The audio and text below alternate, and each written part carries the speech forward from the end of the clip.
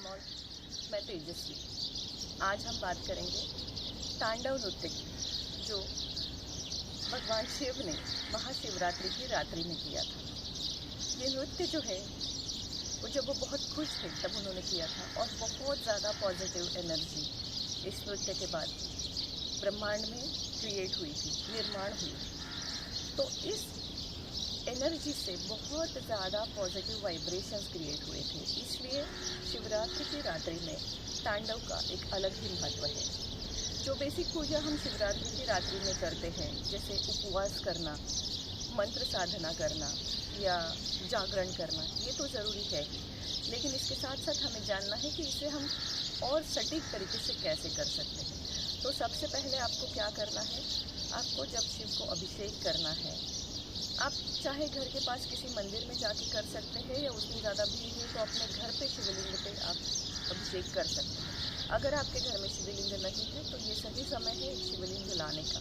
अगर आप नहीं रखना चाहते हैं तो उस दिन के लिए आप पार्थिव शिवलिंग कर सकते हैं, जिसे नेक्स्ट मॉर्निंग आप विसर्जित कर सकते हैं। तो जो साधना है, इसका उपवास चाहे प्रातःकाल से सूर्योदय से शुरू हो जाए, लेकिन जो साधना है वो शाम को सूर्यास्त के ठीक बाद शुरू हो जाती है।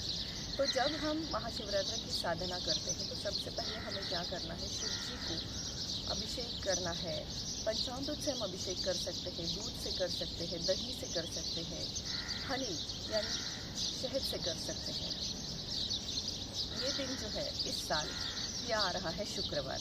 शुक्रवार जो है वो शुक्र यानी वीनस के अंडर आता है। Venus is a glamour, luxury.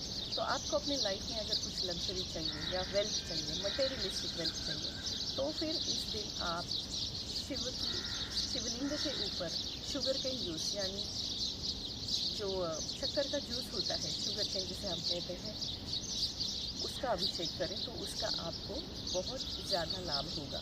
लेकिन हमेशा हमें सिर्फ मटेरियलिस्टिक वेल्थ का नहीं सोचना है। हम जहाँ से आए हैं वहाँ पे हमें विलीन ही होना है, तो वो जर्नी जो है वो भी ईजी होनी चाहिए। इसलिए हमें हमेशा अपना जो समर्पण भाव है वो हमारे भगवान के प्रति होना बहुत ज़रूरी है। तो इसी समर्पण के साथ आप शिव जी के मंत्र को जो है वो साधना कर सकते हैं। इसमें आप ओम नमः शिवाय मंत्र जाप कर सकते हैं, महामृत्युंजय मंत्र जाप कर सकते हैं। आप बिल्व पत्र जब ऑफर करेंगे, बिल्व पत्र अर्पित करेंगे, तो हर बिल्व पत्र के ऊपर ओम नमः शिवाय लिख के 108 बार उसको अगर आप अर्पित करेंगे, वो आपको चंदन से लिखना है, और तो वो बहुत अच्छा रहेगा, वो आपको बहुत ही ज़्यादा अच्छे रिजल्ट देगा। सबसे बड़ा महत्वपूर्ण है कि हमारे जो चक्र है ये इस प्रकार अलाइन हुए हैं, इस प्रकार उनकी जो रचना है कि हमारी एनर्जी जो है वो नीचे से रूट चक्रा से ऊपर की तरफ क्राउन चक्रा की तरफ बहती है। तो ये जो एनर्जी का फ्लो है, इस रात्रि में जो पॉजिटिव एनर्जी है वो हमें मैक्सिमम पानी होगी। तो हमें जागरण करना ज़रूरी है, क्योंकि अगर हम सो जाएंगे तो हमारे चक्रा जो है वो अलाइन नहीं रहेंगे, और जो एनर्जी सभवताल में है, जो ऊर्जा सभवताल में है, उसे हम नहीं ग्रहण कर पाएंगे। तो हमें जागरण करना बहुत ज़रूरी है। पूरी रात आप शिव जी के भजन कर सकते हैं, उनके मंत्र स्तोत्र पाठ कर सकते हैं और जागरण कर सकते हैं। ये जो रात्रि है इसमें कहा जाता है कि शिव जी ने जब तांडव किया था तो बहुत ही ज़्यादा पॉजिटिव एनर्जी वातावरण में हुई थी। इसीलिए इस पॉजिटिव एनर्जी के साथ आप अपनी स्पिरिचुअल या धार्मिक आध्यात्मिक प्रगति जो है, आध्यात्मिक साधना जो है उसकी शुरुआत कर सकती हैं। अगर आप अपनी साधना में रेगुलर नहीं है, उसमें खंड हो रहा है, बाधा हो रही है, तो फिर आप इस दिन से अपनी साधना शुरू कर सकते हैं। यही सही समय होगा। इसके बाद आप कम से कम 40-45 दिन तक अपनी साधना को बिना खंड किए करिए। अगर आप कहीं बाहर जाते हैं तो वहाँ पे भी आप शिव मंदिर ढूंढ के वहाँ अभिषेक कर सकते हैं, लेकिन कोशिश करें कि उसे खंडित ना होने दें, और जितना हो सके एक जगह पे एक ही मंदिर में जाके साधना करने की कोशिश करें, या अपने घर पे एक पर्टिकुलर कोने में शिवलिंग के ईशान कोण जो है वो शिव जी के लिए कहा जाता है, तो ईशान्य कोण में बैठ के आप शिव जी की साधना कर सकते हैं।